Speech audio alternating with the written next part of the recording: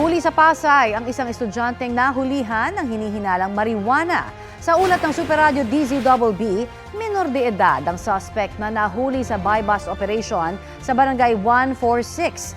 Nakuha sa kanya ang mahigit 100 gramo ng umano'y pinatuyong dahon ng marijuana na nagkakahalaga ng halos 200,000 piso.